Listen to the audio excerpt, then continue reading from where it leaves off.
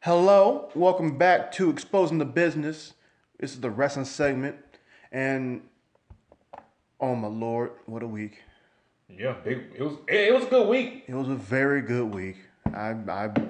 Well, before we even get into the week, you had some news for us. Yeah, got a bunch of quick news today, ladies and gentlemen and cavemen and morons.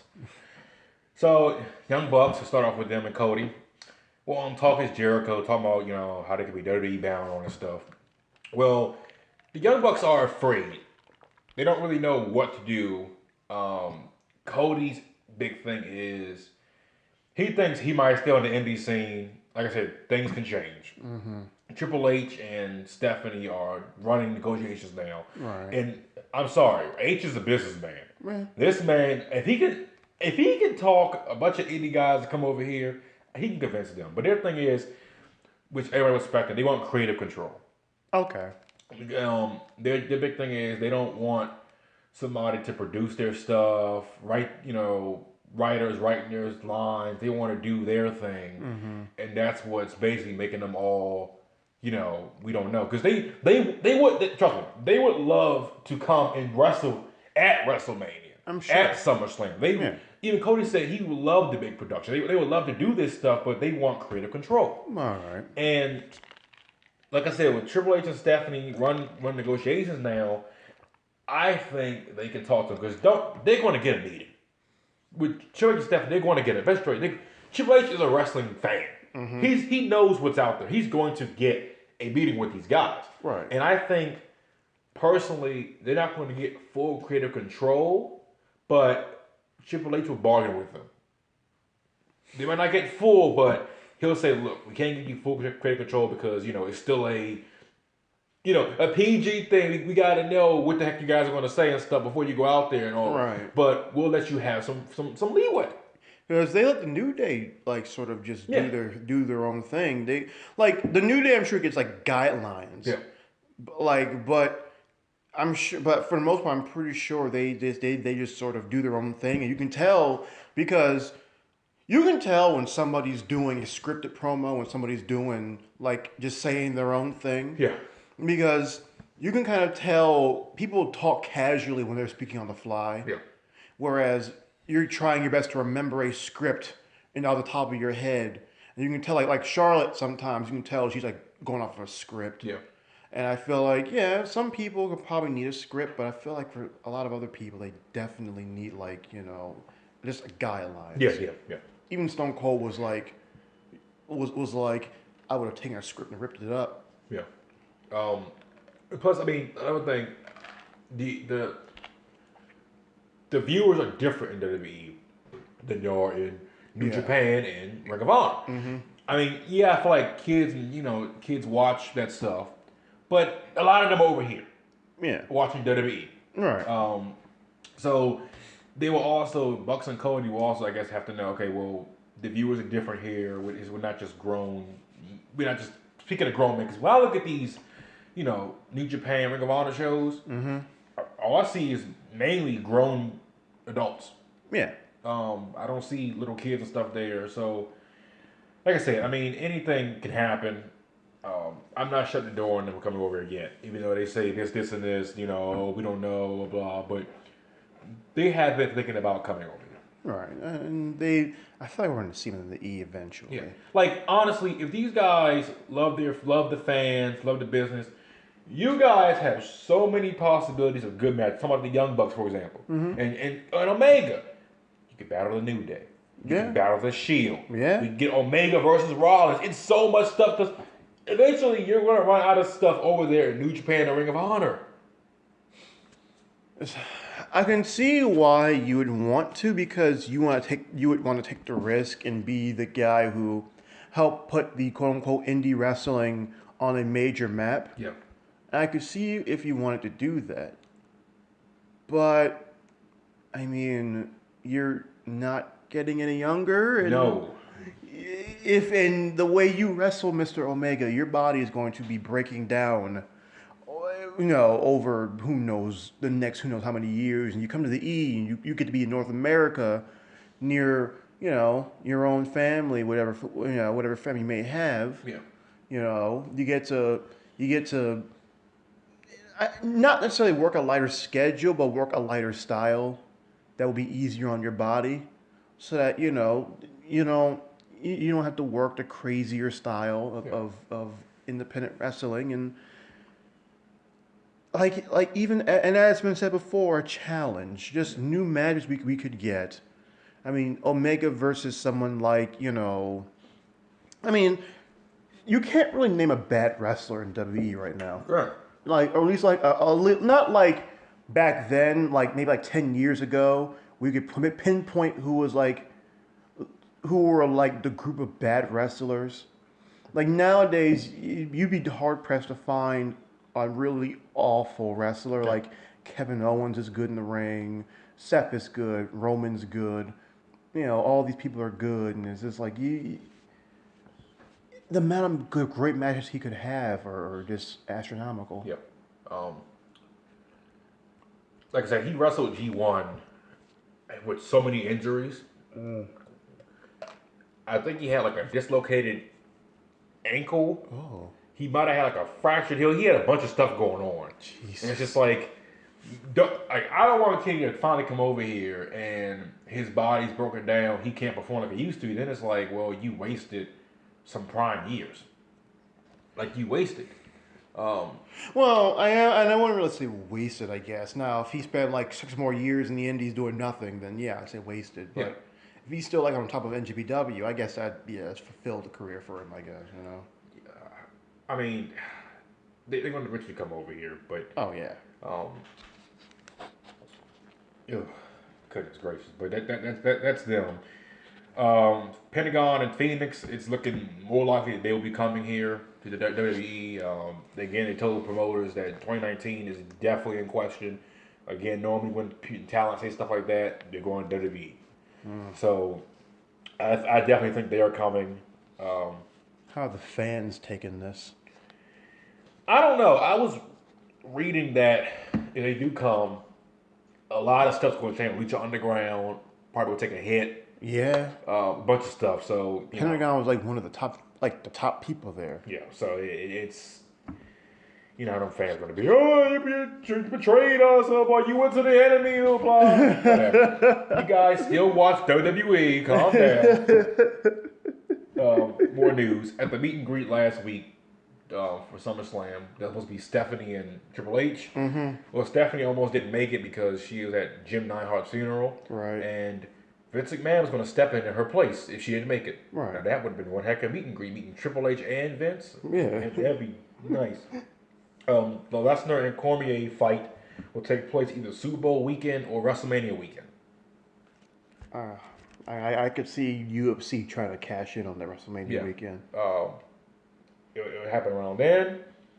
Ziggler is apparently getting punished for what? not signing his contract because apparently they had a contract negotiation on either SummerSlam or that Saturday before SummerSlam. Didn't sign it, and Vince McMahon's that person where you don't sign his contract. He had a meeting. He has a problem with him, so he's apparently being punished. They were saying that look to him to lose a lot. He might go on a little streak while he's here, kind of like Kurt Hawkins. Gee. So, okay, if that's the case, don't be surprised if McIntyre turns on him soon and just beats the mess out of him because that's what it's looking like. I mean, But heel Ziggler was helpful for this dude. yeah, so. he was. So, I mean, we know how the E is. But EC3 is injured, possibly with a concussion. He suffered that in the match with Velveteen Dream because I think the plan was the call-ups I'm hearing that are coming. That's what I'm hearing. Well, I'm saying, reading is EC3 and Shayna Baszler. EC3's getting called up? He lost like what two or three consecutive pay-per-views. Vince, like I said, in the match, what I heard in the match with him and Velveteen Dream, Vince is looking more at EC3 than Velveteen Dream. Well, that's the kind of body Vince likes. So, like I said, he should be called up. Look for probably next week for Raw, SmackDown on one of those shows. Him and Shayna Baszler. Velveteen Dream, they don't know what's going on with him. He tweeted something out saying that God is real, like Sunday morning. So people are speculating, maybe he's getting caught up in Vince. But the thing with him is just they don't know if he's in trouble. They don't know what's going on. I hope he's not in trouble. Because apparently those tights he had on were not approved by WWE. Oh, the call me up. Yeah, Vince, they weren't approved. Meltzer was saying that, they're ribbing, they obviously are approved, blah, blah, blah. And Triple H went on the live stream press conference after TakeOver and was saying, look, we didn't know this, we didn't see it until after he went out there, so we don't know who to believe. But I hope he's not in trouble. Yeah. But like I said, Triple H said you can get 2 calls from Vince, either a bad one or a good one. Jeez. So who knows? But honestly, I don't want him called up now.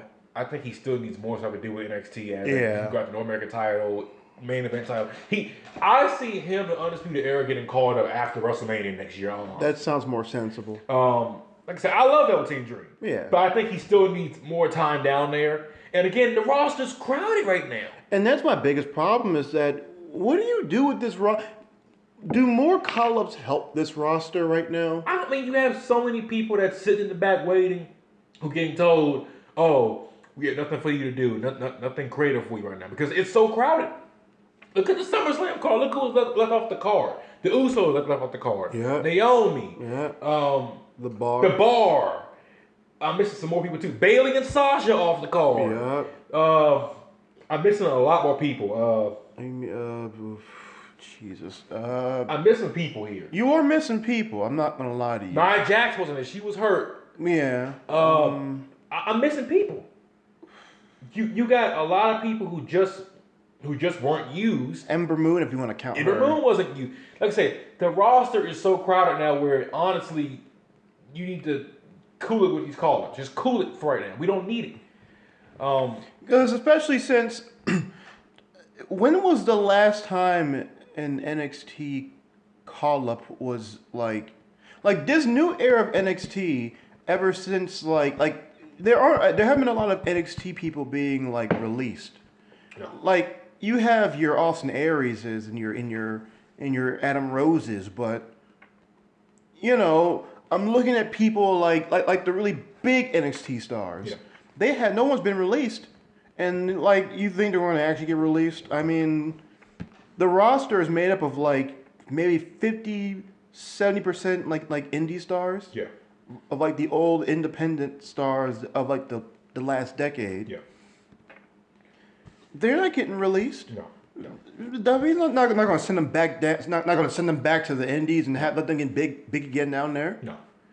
It's just so much going on, which also leads me to my next thing. Mm-hmm.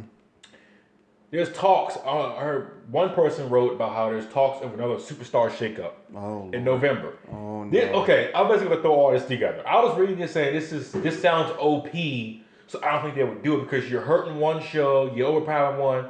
There are talks. Like I said, it's just rumors. It may not happen. No. Of having the Shield go up against a new Balor club. Then the Balor club can consist of Balor, Strowman, and possibly AJ Styles. Possibly. It's a rumor. If they do that, you're taking away the top babyface from SmackDown. Yeah. Because Bryan, he signed his new deal apparently. He did? Apparently he signed it. That's why they basically made the mixed tag match. Okay. On the show already. Okay. He's not full time. He wants to be part time. Which is what he should be anyway. Yeah. So you're taking Styles from SmackDown, which he wants to be, honestly, he wants to be somewhat full-time, somewhat part-time, because Styles, he's, 40? Yeah. He deserves it. But, like I said, that's a rumor. They're talking about... Not to mention, AJ and Finn are two leaders, and then you got Braun, who doesn't seem to have a person to follow somebody. Not nowadays. Yeah. And even then, I would rather they have, like, a Wyatt family reunion. Which is why, another thing, it's speculation that there's a team that can fight the Shield would be Strowman, Lashley, and Bray Wyatt. Because apparently they both tweeted over the weekend or whatever, the past couple of days, you need me, Strowman, call me up, or blah. So, it's that there. We don't know what they're going to do, but they're trying to get a team together to fight the Shield. I'm laughing at the sight of, like, Bray with his new Wyatt family. You got him and Strowman, and you got, like, Lashley with like a fake beard on in the background. Redneck outfit. apparently the Shield reunion coming together was completely last minute. They didn't plan this months ago. Apparently, Vince made this call Monday because he felt like, okay, for one, Brock was advertised to come to Raw. He didn't show up. He didn't show because they were like, we don't need him, you know. So they sent him home Summerslam night. Mm-hmm. So they were like, okay, well, the people paid. Let's give them something special. So they brought the Shield back together. But is this going to be like a lasting thing? This is like a long-term thing. Okay. This apparently is a long-term plan, which leads into another thing. I love Corey Graves, you know. Mm-hmm. Corey Graves tweeted out about the Shield, saying that it was a magic moment in WWE, that he loved it. Matter of fact, I actually have the actual tweet that he said, and when I saw that, I was like, you know, this is why another reason why I love wrestling, because of stuff like this. Corey Graves tweeted, I don't know who that was. Tweeted, we call a lot of matches and movements, but to be ringside last night to witness 3 of my best friends, because they were all in FCW down together. Guys I respect the most in the business reunite was pure magic. And he at Michael Cole with this, and I got to be the biggest fans in the building. Thank y'all, because I don't think they knew exactly what was about to happen. And like I said, that caught me by surprise. I thought Strowman was going to cash in on Reigns and get tired, and I was like, okay, well, get it out the way. And when I heard that music drop, that thing was hype. I lost it. I was like, what? They're bringing them back. I was like in my room, I was watching it. I'm like, in the back of my head, I knew they weren't going to have Roman lose the belt right now, but I didn't know what they were going to do. And I thought like they were going to like bring like a new call like Lars Sullivan or something to come in and beat Strowman up. And I hear that Sayre Hotel. I'm like, God, I lost it. I lost it. I lost it. And then you got like Dean and Seth coming out in the gear. Yes. And I'm like, did y'all just like save that? Like, which we get more in this, you know, after the quick news. Got a question for you. Right. But I mean, this. Like I said, that right there was like the selling point of why I love wrestling. Because it's like, that brought like the kid out of me. Like, it was such a cool moment. And which, I'm going to bring Vince Russo into this. All right. Because people don't know, I'm a fan of Vince Russo. I watch his channel, all that stuff. Right. Because Vince Russo, he gets a bad rap because of what happened back in the day. Okay. But we had to thank Vince Russo for a lot of for those Attitude Era segments that a lot of us remember. Okay, yeah, that's true. He was driving force behind that. That's true. And I actually thanked him. I said, look, man, you know, got a chat with him in this little Twitch thing. Okay. And I said, I gotta thank you for basically, you made many memories of my childhood watching wrestling with my dad. Now, to be fair, he needs a filter. Yeah.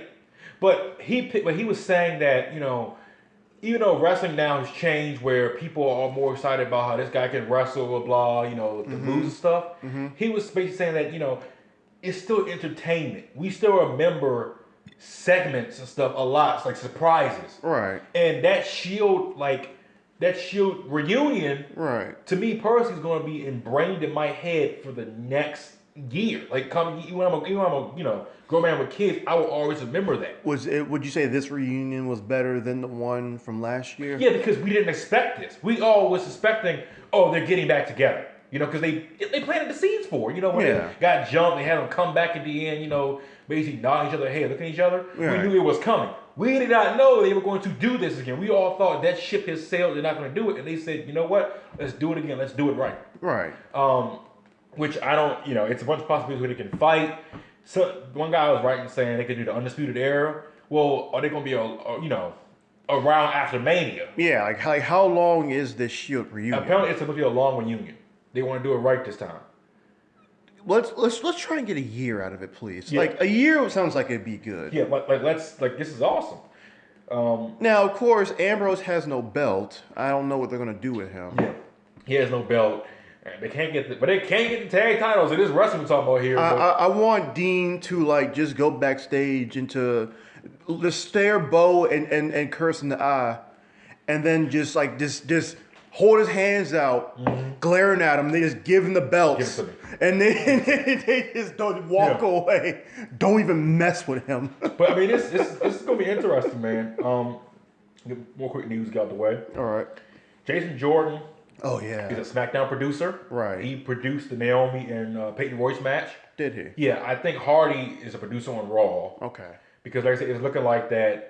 At least for Jordan right now, he won't be wrestling anytime soon. Right. Hardy looks like he is done. His contract expires, by the way, in March. Mm-hmm. So, you think Hardy's going to stay on as a producer? Yeah. Because I watched their little 24 thing, and their biggest thing was they want to finish everything out in WWE where they started. Right. And I think he is comfortable with, my career is over, but I can help these people, these young kids here. I can produce some matches, and I think, and they want them to stay. They want them home. So that's why I think he's going to, he's going to stay back there with Devon and them. So I'm happy for that. I wonder what Jeff's going to do, because I feel like Jeff needs to retire at least before the end of this year, or at least by the end of WrestleMania next year at the latest. And he could be a producer too, or a coach. I feel like there's a lot of classes that a lot of these legends could teach. Also, put them in the Hall of Fame next year, by the way. Hardy should go in the Hall of Fame next year. Because there's a lot of there's a lot of things a lot of these legends can teach. Like, Hardy could probably teach people how to, take, risky bumps or whatever, down in NXT. Yep. Matt can teach people just how to work a gimmick. Yeah. Like, how to be in character, 24/7. Because that's such a thing. That's a thing a lot of people from NXT should learn, because there's a lot of people coming up that their gimmicks work well in NXT, but they don't translate on the main roster. And Matt was able to take Broken Matt from TNA and the Indies and put it on the main roster, and it's over. Yeah. The casual audience got it and hooked on to it. Yeah. And it works well with when you have the more smarky fans sort of just being able to lead the way for the casual fans to get things, but still people were concerned about how well this will work with a casual audience, and it worked pretty well. I mean, you got your Attitude Era fans who are like, this doesn't matter, Hardy, what is this? But for the most part, Broken or Woken Matt worked pretty well. So, I'm just saying, I think, I think he would definitely work well in that kind of environment. All right, more quick news. Ronda Rousey and Nikki Bella were the main event, the Evolution pay-per-view. Yeah. You know what's so weird with these Bellas is that, what show are they on? Where have they been? That's my one gripe I had against them. Not against them, but just with their booking lately. It's okay, so why were they out there for the Ronda segment, all that stuff? Just okay, they have been MIA since. When did Nikki even last fight? The last time the Rumble. Yeah, I mean, whatever. I guess. See what they're doing with Brie. They're putting her, Hey, keep her on SmackDown, I guess. Yeah. But the biggest issue with that is then, because here's my thing. You're gonna put Brie on SmackDown, and then I guess you have her. Does she stay on SmackDown? Does she stay to wrestle? Because Nikki isn't really the best wrestler, though I hope Brian's been working with her. Yeah. I mean, when your husband is one of the best wrestlers in the world, I assume he helps train you and makes you a little better. Yeah. Nikki is my favorite wrestler out of the two. I like Brie better. I mean, personality-wise, Brie's better. Personality, I feel like personality-wise and just being a personable, just being a relatable person, because Brian put her over big in that segment. In a lot of his speeches where he talks about how he couldn't get through things without her. Yeah. He put her over big. Now, we're not dissing Nikki, nothing like that. Oh no. I think they're both great people. And I just personally always been a more of a Brie fan than Nikki. You know, honestly. Okay. That makes sense. It's just I feel like in the ring, Yeah. I like Nikki. They've given Nikki like this like stiff hoss style, which I guess it's fine. I never would have expected her to have a hoss style, but okay. Personally, I mean, I just got tired of just hearing two people say John, either John, from Rollins or from Nikki. Dad. You had to hear John on Monday nights from Rollins or hear it on other nights from Total Divas. So you had to pick your poison. But Like I feel like if you could put Nick Bree is a better face, and for all I know, I don't know if she's a better promo or not. I haven't heard her promo in like a couple years. yeah, Nikki isn't that good of a promo. So, but I think she's a better in-ring performer than Brie. Yeah. So miles may vary. Just my issue is Nikki hasn't been on TV in like main roster TV in like a couple years. So it's like, okay, you're gonna give her this main event spot, but what is she doing? yeah. I mean, I think it'll be a good match. But yeah, we'll see. Like I feel like they're treating the Bellas like legends a bit too quickly. I gotta come back to that. I gotta think more about that. Excuse me. Oh my goodness. That's what happens when you drink that Rockstar. Yeah.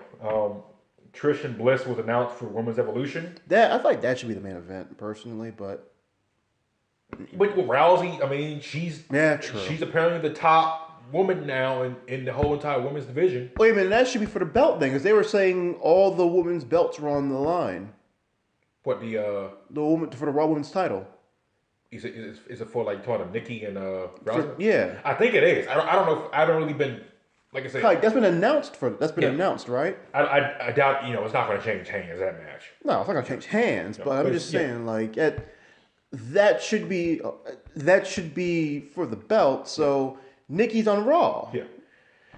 I guess. WWE's thinking about pairing Heyman with somebody new. They wanted to be Ronda Rousey. That's who they wanted, which they might hold him off for Ronda Rousey. But the thing is, she's face right now, but they want her to be face when she goes against Stephanie because apparently they're going to get their one-on-one match eventually down the line. So they're holding out, but that's all we heard for them. I think I only have two more quick news. Okay. Also, there are reports that the Four Horsewomen, WWE and MMA Four Horsewomen were under them. How's it gonna work now? I'm hearing it could happen Survivor Series. But you have Becky and Charlotte at each other's throats right now. Okay, back something on that too. Okay. So WWE apparently might switch this. They might because I read that they took the segment with Becky, cutting the fans. They edited that out, and they put like Charlotte's thing up there where the fans are kind of like booing all this stuff. Right. So they might do a switch on Tuesday. They might like a double turn. Yeah, they might be like, you know what, which they got it wrong personally. They'll say, you see how the crowd loves Becky? Make her top face, make Charlotte top heel. Which it should be, honestly, because Charlotte's a better heel anyway. I'll talk about the Charlotte Becky thing when we get to that. Yeah. But I mean, I basically almost agree with you, basically. Yeah. Also, this is courtesy of our Ringside News. Jericho went to Vince probably 2 months ago, whatever, and was kind of like, Vince, I don't know if you heard, how would you be interested in doing the IWGP Intercontinental Championship champion against the Raw Intercontinental Champion with Seth Rollins at SummerSlam? Vince was kind of like, no, I already have plans in place. We're talking about the Ziggler and thing, so how would that work? Because New Japan and WWE doesn't have a working relationship, and I doubt they want one right now. Yeah, so that was interesting, but I would love for them to attempt to have like a big crossover show. Yeah, that'd be interesting. Yeah. Reigns versus Okada, I think would be interesting. Speaking of Reigns, he is officially the top merchandise seller. He has overthrown John Cena. So people, this is for all the marks out there, everyone else, but he gets booed out the building. Which goes back to what Vince Russo said when I was talking to him about it. They may boo Roman, but he's over. He gets a reaction. He's over. I don't care what anyone said. He gets booed. He's over. And what's stupid is that the same people that will complain about Roman are probably the same ones throwing beach balls during Finn Balor matches and Seth Rollins matches. So you're being very counterproductive for your own reasonings, but you're going to sit there and pay attention to boo Roman. Yeah. So congratulations. But Vince McMahon's philosophy, this is what his philosophy is. They may boo him. He's over. He puts butts in the seats. People have ticket sales are not going up. People still buy tickets to go see wrestling when they come to town. They are buying his merchandise. And Vince thing is, years ago, top babyface should be cheered, right? Mm-hmm. He threw it out the window when Cena booed out national TV, booed. Merchandise, people still buying tickets because the kids still love him. Yeah. So the big dog is the top guy now. Officially, he's the top guy. You can boo him all you want, whatever. I'm still going to cheer for the big dog. Finally, it was his time. It should have been his time personally, but it's the big dog. But yeah, and also Balor, he basically put Roman over in an interview. Balor was basically saying, hold on, I have what he was saying. Where is it at? Come on, it's over here somewhere. Okay, Balor's he's a Balor's words. I don't get it. He's probably one of the hardest working people in WWE. He looks great. He's a professional, a great talker, and behind everything, a great person. He's great behind the scenes. He will help you with anything that you want. He's always polite. He was great to me when I first came into WWE and continues to help me to this day. I can't speak of anything but greatness for Roman Reigns. He's one of the all-time greats. All-time greats. This is Finn Balor. So all the marks, you're getting upset. This is your boy Finn Balor talking. I think it's monkey do is monkey see, and people are easily led. They might read that one person's written a newsletter, decided the person's right, and jump on the bandwagon. He was saying, remember when they were with the Shield? He was the coolest guy in the people loved him. He was. He got when they tagged him in. He got the biggest cheer. Here's the thing: people didn't start really disliking Reigns until the report came out, right? When he was a main event WrestleMania for the next 4 or 5 years. But more specifically, they didn't start disliking him until the Punk podcast. Remember, the Punk podcast with Cole Cabana, former best friend. Yeah. When he was when apparently the whole plan was to make Roman look strong. Yeah. And people back at that point were like all up on Punk's jock. Yeah. Because because he was the rebel who wanted to stick at WWE and give that big report. But look at Punk now. Yeah. He's not so much of a great guy now. Where is he? No. I mean, the thing is that Punk, like that whole Punk podcast really sort of set Roman up both for success and failure. Yeah. Because people paid even more attention to him, but it set these people up to be just vicious smarks to him. Yeah. All because of a podcast where it was purported that Vince wanted him to look strong, but it's we used to love this dude. Yeah, it wasn't fair to him. No. Like I said, he's not sweating it, No, but he's getting paid. But it's just it's kind of ridiculous. Which I talked to Vince Russo, chatted with Vince Russo about this and his thing, and Vince his thing was basically just that, Roman's over. You guys booing him, blah blah. He said he was fighting for Roman.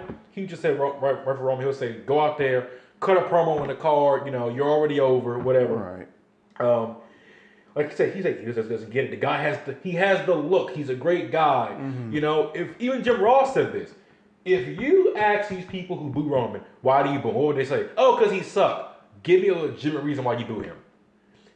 He's not a bad wrestler. He's not. He has came a long way. He works his butt off. He's a great guy backstage. Why do you? If I would understand if he was a legitimate butthole, then okay, that's something. But he's a great guy, and you boo him because it's the cool thing to do. And if you say he's a bad wrestler because he only does punches, oh well, I guess I meant Steve Austin was one of the worst of all time. Exactly. Steve Austin, after his injury, literally only punched people, Luthez pressed people, stomped mud holes in them, stunner. Yep. Like, that was his entire repertoire, but Steve Austin could tell a good story in the ring. Yeah. Roman Reigns knows how to take a good bump. He's a very good bumper. The guy knows how to tell a good story in the ring, and he knows how to sell. He knows how to sell a match. Yep. And how to sell exhaustion. Yep. And if you say he's a bad promo because of the suffer succotash stuff, That was years ago. and not to mention, let's be honest, he may not have been ready for that top spot at that point of time, but he certainly has evolved through the fire. He worked his butt off. He worked. Yeah. I mean, this guy worked. So, I mean, like I said, I'm always pro Big Dog. Vince Russo is pro Big Dog. He's a Roman Reigns fan. There's a lot of people in the industry who are pro Roman Reigns. Yeah, like what this guy is not doing anything wrong, but you know that's. But see, people always have that stigma from the Punk podcast. They'll always have you always have the people who assume that a good wrestler does multiple wrestling moves and acrobatics, whatever. Even though that's not very true. No. Not really. I mean, like one thing that I think about Vince Russo. He said this, which courtesy of him. He said that you remember these characters more than you remember the moves. Yeah. And that's funny because my dad, for example, doesn't watch wrestling anymore, right? Right. But he remembers the characters. I would say, Dad, you remember? Give me a good in-ring performer who didn't have character, like back in like the Attitude Era or like the '80s or whatever. Talking about like, let's say, and I hate to say this, but Dean Malenko. Yeah, he would not remember him. Right. But he remembers Like Sting. He remembers. I'm just throwing names out. Hillbilly Jim. Right. He remembers Georgie Animal Steel. Right. Like one thing about Meltzer and them, I'm not bashing them, but one thing I disagree with them on is how they said the Hogan versus Andre match was not a good match, blah blah blah. That Steamboat and Savage was the best match on the card. Okay. Wrestling wise, that was the best match. Yeah. But people don't sit there. The number one memory people have is Hogan slamming Andre. Right. That's what they remember. Now, granted, people do remember the Savage and Steamboat match. But best of all, you ask people, what got you into wrestling? I'm talking like people on the streets who maybe don't watch anymore but watch today. Right. What would they say? Many would say Hogan slamming Andre. Right. They'll say possibly Sting going up against NWO. They'll probably say like Austin stunning McMahon or something. Stunning McMahon, Austin driving the Zamboni into the ring, all that stuff. Yeah. They'll say the Rock, and the Rock and Sock connection. Yeah. I told you, one of my favorite memories as a kid after the era was Mick Foley in the hospital with Vince McMahon. Oh, it's Mr. Socko. Get that out of here. Yeah. I remember that. Yeah. As a kid, honestly, I don't remember all these amazing matches. I just remember these amazing promos, amazing stuff. I remember the characters. Because to be fair, in the Attitude Era, they weren't really like they were good matches, but it was like there weren't like technical masterpieces in the Attitude Era until like maybe like the year 2000. When like a lot of the WCW people were coming in, like Chris and the Radicals and all that. But I mean that's just me. But I'm done with the news. For the cricket news, I mean I got a bunch of notes jotted down for the match we can go to. I do have a Kenny Omega tweet though. Okay. About the takeover, Kenny basically was saying that he gets tired. Him and Will Ospreay, because he tweeted too, so he's agreeing with Kenny. Mm-hmm. Kenny was saying, "Guys, I love it how you guys love NXT, but don't tweet me about after every single NXT thing, blah blah. This isn't this. I'm happy what I'm doing, blah blah. I'm happy for those guys. Please stop tweeting about this stuff, please, y'all." And of course, that like I said, Kenny, I love Kenny, right? Right. But I don't classify Kenny as the number one best in the world. But now I know you probably saying, Steve, what are you about to say? I don't classify best in the world until you come over here and you show me you can put on top matches over here too. I classify Styles number one. Okay. Like I said, this is Styles number one. Number two, I would say personally, Daniel Bryan.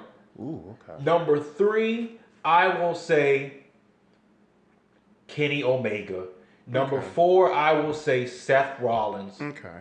And number 5, I probably gotta make a list and write this stuff down. I don't want to top of my head, but number 5, honestly, this is my opinion. Oh, I know what you're about to say. Of top 5 performers in the world. I'm probably gonna take a lot of like heat for this. Like I said, I'm gonna sit down and go back through this list and rewrite this. I say number 5, Roman Reigns. Oh, I hear. Yeah, you hear it. People throwing L's at you. Yeah, C has no credibility. Calm down. But look who I have in my. I have Kenny up there. I have Daniel. I have Seth. So you can't say he doesn't know wrestling. You know what's funny is that only in pro wrestling, which I know is a pseudo sport, it's not an actual sport, but still, it's an athletic thing. Yeah. Only in pro wrestling will someone say the best in the world is somebody who isn't in the biggest company for it. Like if you were to ask me who's the best basketball player in the world, and I said some random no-name numbnuts from like Lithuania or something, and you would look at me strange, be like, what? No, it's LeBron James. It would be somebody from the NBA. Yeah. It would the best baseball player would have to be someone from the MLB. Yeah. I mean, these are where the best players are at. Yeah, this is like if you there are a lot of other smaller or like just international organizations in these places, but the best baseball players go to the NBA. I'm sorry, the MLB. Yeah. The best basketball players go to the NBA, and I'm sure when football gets global, American football, the best players will always go to the NFL. Yep. And it also leads to what to like Meltzer when he was saying how the Gargano and Ciampa match was amazing, but it wasn't better than a trilogy or whatever of Omega and Okada. Okay. And I'm just like, why every time somebody has a great match we have to say, it's not better than Omega and Okada. Now I have to sit down and rewatch the Omega and Okada matches, but the Gargano and Ciampa matches, that I was so invested. I don't watch NXT on a regular basis. Same. But after watching those matches, I sit there and say, you know what, that right there should be considered like one of the all-time matches in the world ever. That's just me. NXT does a very good job. You don't even have to watch the weekly shows, but NXT does a great job of like giving you the details of a feud in like 3 or 4 minutes for you to get invested in this matchup that's coming up. I was invested in every match on the card for NXT TakeOver. Yep. Which I'm assuming is a great segue into NXT TakeOver if you're done with your news.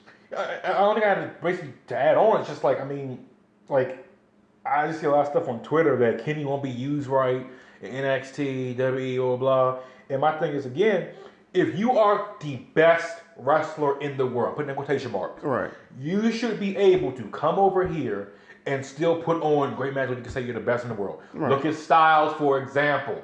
I said he's the best in the world, made great matches over there in Impact, Indies, all that stuff. Came over here and still does it over here. Right. So I mean, that's just my little thing. But we can go ahead and get into the Summer TakeOver. Yeah, because TakeOver was a great card. Yep. Now, one thing that I feel like fans always like to do is, TakeOver was better than the WWE pay-per-view once again. And I'm like, calm down. Both were pretty decent. Both were pretty good shows. Yeah. We don't have to do the compare game every time there's a TakeOver and a Big Four pay-per-view. Even though Shawn Michaels kind of encourages this when he said after every TakeOver, top this, you guys. Which I love Michaels, but that's where you get these fans, started at. And it's fine to encourage competition, but when it becomes just so, because I feel like wrestling fans become so toxic within their own communities. They become so toxic within their own communities with like wanting to say, things like when Steve's going Super Saiyan near me. Fans get so weird with like, oh man, TakeOver was so much better than WWE, and I'm like, calm down. They were both good shows. Why must we make this a competition is one thing, but when you start just like downright ignoring or even just downright pretending like the main roster didn't have a good show, then things are getting stupid. SummerSlam was good too. Were there a lot of wonky things with SummerSlam? Yeah, but to be fair, SummerSlam had 13 matches, or how many matches did they have? Like It was 13. 13 matches. 13 or 12, one of them. And TakeOver had like what? five, yeah. And also, just to add real quick, NXT, the leeway, it's more leeway down there. This is what I've read, that they let these guys go out there and do a little bit more than what did in main roster. Because they're not wrestling every week like on the main roster. No. And look, I mean, like I said, I'm not saying, this agent's better than this guy, but look at the agents who are down there. Shawn Michaels is down there in NXT. They had Dusty Rhodes for a while. Like the agents that I know in WWE in the main roster is Tyson Kidd, Devon, I guess you could say Jason Jordan now, Matt Hardy, Arn Anderson, I think. Arn Anderson is somebody else. Dean Malenko, Finley. It's other people too. I think Sarah Sarah Amato. Yeah, she's up here now. Mm-hmm. I don't know if A-Train's up here. No. Matt Bloom is down in NXT. Yeah, okay, yeah. They have, like I said, down in NXT, I feel like that, not Michaels. H is trying to bring in all these guys to kind of performance center, talk these guys. Paul Heyman came down there, a week or two ago, talking to guys with promo class. A lot of legends go down there to basically do like workshops with these people. Was down there. Yeah. That's what I'm saying. I hate when they just try to say NXT is clearly better. Like, let's just stop doing that. But not to mention, I would hope that you're doing amazingly in what is essentially wrestling school. Yeah, that's what NXT is supposed to be. Like, I would hope that you're putting on the best you could possibly put on, and like if you were to go to college, which we are in college. When we go to college and we're not putting out our best work in college, no, we're not going to get a job in our fields because we're not putting out our best. Yeah, when you get to a certain point in like the main field that you're working in, you're going to probably coast a little bit because like when you as you get older, you're going to probably be like, oh, I don't got to do much right now. I'm already secure in my job. Yeah. But these people in NXT are not secure in their jobs. Of course, they're going to do like 10 times better than the main roster because they know that if they don't do 10 times better than the main roster, they're not going to get caught up to the main roster. Exactly. I mean, especially with the smaller amount of time they have to wrestle down there because of the fact that NXT is 1 hour. Takeovers are maybe 2.5 hours, maybe 3 hours at best. Yep. And they only have to wrestle maybe at best like the champions defend maybe like 4 times a year, maybe 5 times. Yeah, somebody, yeah. And so everyone else and all the other smaller NXT stars have to work even harder to even make it onto a takeover card. Yeah, I mean, like the NXT last night, somebody came on for like the first match or something like that, and I don't even know who this girl even is. Right. And I think she's been down there maybe for a while. Do you know what her name was? Like Perazzo. Yeah, she's been out there for a while. A minute. And she's just now, getting on TV. Like the girl Aaliyah. You know what I'm talking about? Aaliyah. Oh, yeah. I remember her from Breaking Ground they had back in... Oh, it was like 16? 16. I think it was even 15 when that first came out. And she was just getting her character... she just got there, just starting to get her, character stuff down. And she's just been put on, on TV prominently, stuff like that. Right. So it's like, I mean, these guys are tie on there, but if you want to get into the... match results. Yeah, it's just, but yeah, they have time. Like they have to wait for a while. They have time to work on this stuff. Yeah. They don't have the travel schedule to be main roster. But I'm not gonna make too many excuses for the main roster because sometimes they be putting on some really bad stuff. But and also, I'm sorry, we gotta. It's gonna be a long show, ladies and gentlemen. It's wrestling, a lot of wrestling. But another thing that I was reading is these guys, like. In the main roster, they have more restrictions. Like I said, down in NXT, like they have a bunch of cool spots. They'll go to the producer and say, "Hey, can we do this and that?" The producers, the middleman, go talk to the writers and visit them.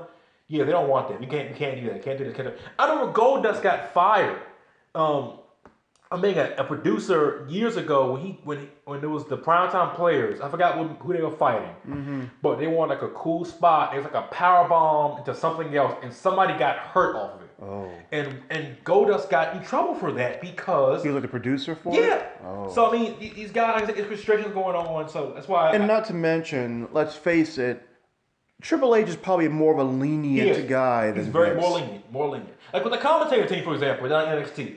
They apparently H told these guys, "Be free, do your thing. I'm not going to be in your ear like Vince, you know, nonstop. Sell this, sell this."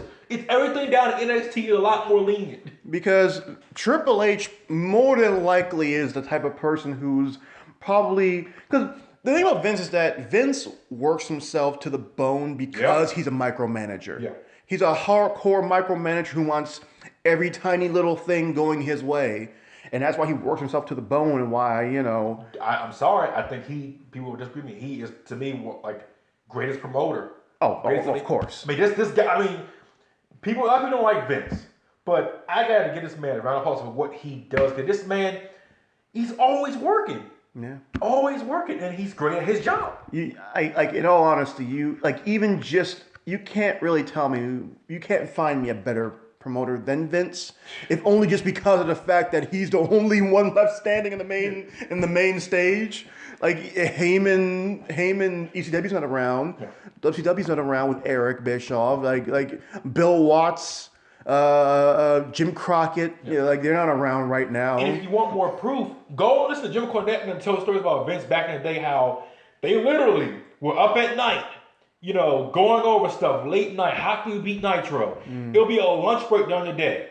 They go to some sub shop down the street from where they were at in headquarters. Yeah. Vince gets a turkey sandwich or whatever, something clean, ketchup on it. He's sitting there eating while doing work. Right. I mean, while everyone else is like, can we just relax, chill? Vince is probably the hardest working promoter in the business, and for better or for worse, and a lot of times it is for worse. But he's still, you have to respect the work ethic. Like, I have to give it to Vince that he said, you know what, they're booing Rome or whatever, he's still going to be the top guy. We're going to stick through this. I feel like, personally, if that was Triple H, anybody else, they would have said, we can't do this. And I guess it would have been kind of, see, my thing is, I feel like you should have multiple top faces. Yeah. Like you should have one clear top face, but you should have. Oh Lord, we're not gonna get to. We might have to do two wrestling segments, like a wrestling segment part 1 and part 2. Yeah. Because we're about to near an hour, but because in the Attitude Era, you had Austin, who was the face, right? Yep. But you also had The Rock, who was his equal. Yep. You had Triple H, you had Mankind, you had Undertaker. All these people were at the top, and it wasn't like one was clearly better than the other. Yep. Like they all could have traded wins with one another if they wanted to. Yep. And maybe you could count Angle like a little step up under them. He's come back full time too. Is he? That they apparently want him, you know, come back and be like a full-time wrestler. That's part of the reason why he's on that, you know, leave. But just one quick thing I want to do before I lose it. Mm-hmm. My cousin told me that, oh yeah, I don't see why they can't make Strowman top guy. He, you know, I could see him in movies, blah, blah. And I said, I like Strowman. But you look at Strowman, look at Reigns. Who has the more mainstream kind of Hollywood look? Oh, okay, mainstream Hollywood look. Okay, that's wrong. That's wrong. You know, like I said, when you see Strowman like an Air Force One, you can say, oh, you look at him and be like, oh yeah, you can tell this guy is somebody, you know, the wrestler or something. He's huge, right? Mm-hmm. But personally, I'm not knocking Strowman, but I don't see Strowman being a Rock or a guy who can star in movies. Because I mean, that's just me. I just don't see it. Now, my thing is, and that's what maybe it's just me because I don't personally mind if they. Because although the top face is normally a guy you could see in a movie, but I see Strowman as an Andre. He's a spectacle. He is a guy who you bring in to basically be an unstoppable force. Yeah. And it will take an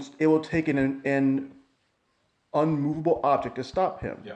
And that is Reigns. Reigns is the, for better for worse for saying this metaphor, the Hogan who lifts up Braun to, scoop slam him down. Yep. And so and here's the thing, I would like for Strowman to be part of that upper echelon of people on the main roster who are considered main eventers, top guys. To me, he's a top guy. Oh, he is. Yeah. And like Roman, Balor, Rollins, Ambrose. And I gave you my list last week of guys who are the top main event guys personally. Yeah. But I mean, just to be fair, Roman needs his time with this belt because he deserves his time. He's waited, How many months would you give Roman? Honestly, I give him to after Mania. Okay. We could, how are we on time? We got to definitely split this up. Results won. 55 minutes for this. We're going a long while for this one. Yeah, we got to go over the results and stuff. So yeah, we could ramble all day. We could. So we had a lot of wrestling stuff to get over, but it's like Roman is. I mean, guys, I know we may not. I know there's a lot of people who don't like Roman, and I know a lot of y'all may not. And I know we probably spend most of this segment basically like stroking the WWE's ego or whatever, stroking Vince McMahon's ego. You got it right though. I mean, would you have? Vince is a guy who the man is crafty. He brought up Braun just to make sure fans wouldn't give up on the match early. Yep. And then he uses Brock's heat with the fans as a way to try and get Roman to get some positive heat. The guy, you have to give him some respect. If at first you don't succeed, freaking ram it down their throat until they begin to love it, I guess. Yeah. I mean, once again, I like Roman. I'm not going to be the biggest Roman guy out there, but I appreciate Roman's style and what he does in the ring. Yeah. I appreciate the matches he puts on because he's a very good wrestler. Yeah. I've gotten past my earlier years of just being a guy who disliked Roman because LOL. Until I came into the picture, ladies and gentlemen. Well, I mean, we can always say that, I guess. Well, let's see. Believe that he shifted me from being a non-Roman guy. I did shift you to be a LeBron guy, so I'll give you that one. I'll give you that one. I throughout the overtime, I began to realize he's. I gotta put LeBron almost in every side. I gotta somehow put him in here. He didn't mention LeBron this entire podcast, and I fit him in here now. I can't go a podcast without mentioning LeBron James. I can't. Goodness. The day a podcast happens without LeBron's name being dropped, the world's coming to an end. Is coming to an end. I either has amnesia, something not right with me, or get me checked out. LeBron. So let's try and. We have to come back with y'all for the next segment. Yeah. We may not. We're probably not going to do a miscellaneous segment. We'll have anything for miscellaneous. I just got a quick round of 2K, but that we could probably fit that in the end somewhere. Yeah. So we will see y'all for the part 2 of the wrestling segment, which is the SummerSlam TakeOver reviews. We'll see you.